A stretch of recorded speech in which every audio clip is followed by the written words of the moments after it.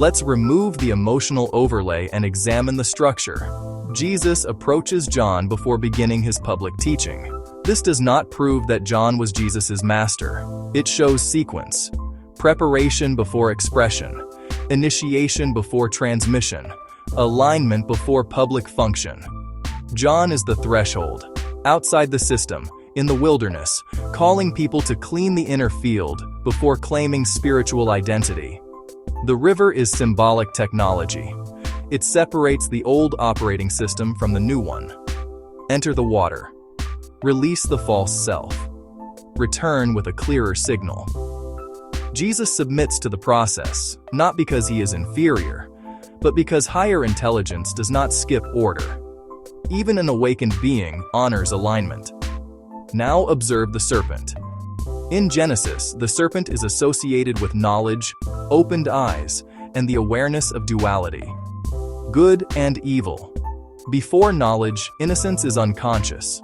After knowledge, innocence becomes choice. That is the shift.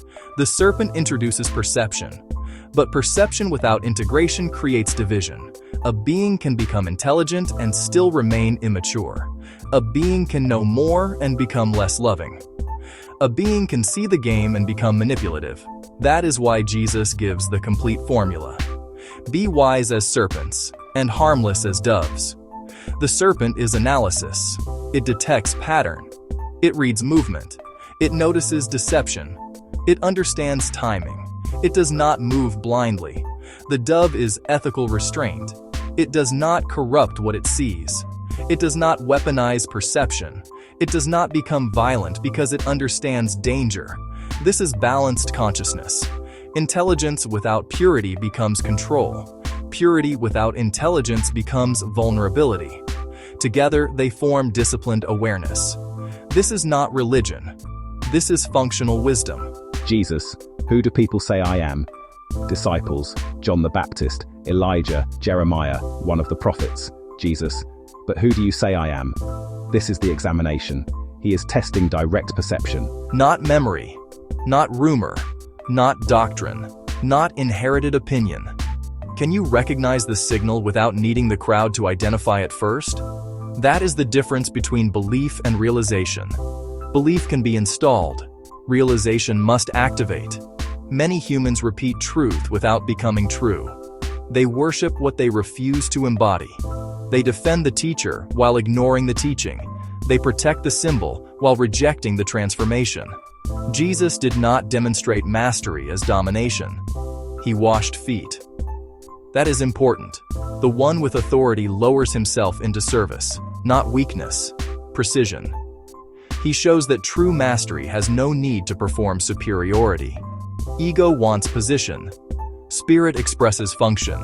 Jesus' message was not simply, admire me. It was more accurate than that.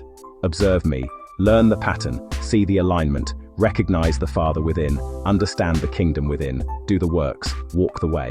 The map is clear. John prepares the vessel. The serpent activates perception.